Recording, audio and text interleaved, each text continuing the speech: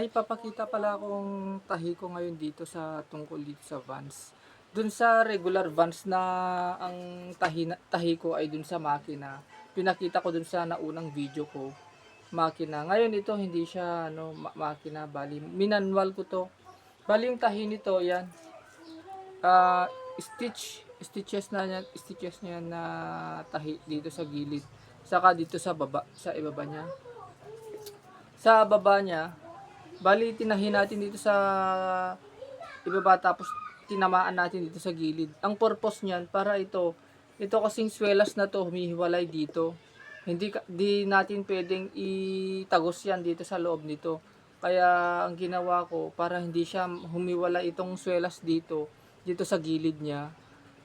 Tinahin natin itong ano niya, itong ibaba ng swelas dito sa gilid ng ibaba ng swelas pa rin. Bali ang purpose nito para hindi siya humiwalay dito sa swelas na ating pagkatahi dito sa swelas.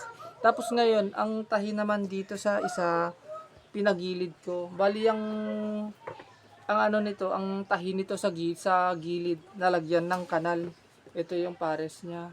Nalagyan ng kanal para hindi halata. Ang pangkanal na ginamit ko, ito pala siya.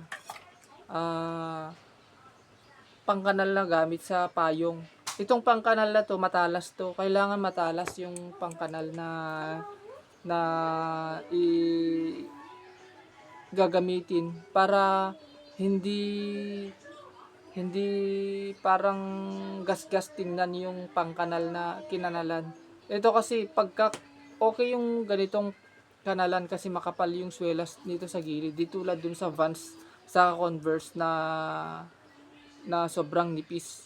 Hindi pwedeng kanalan. Kaya ito katamtaman yung kapal niya.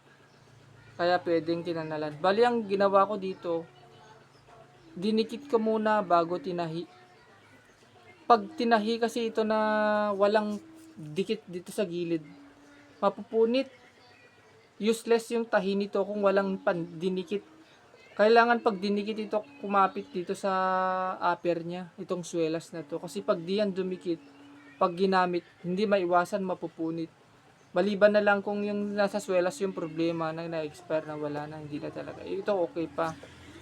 Kaya ngayon, sa mga gustong magpatahi, lalong-lalo sa mga Vans na ganito, sa mga Converse at sa mga basketball shoes, nagtatahi rin po ako.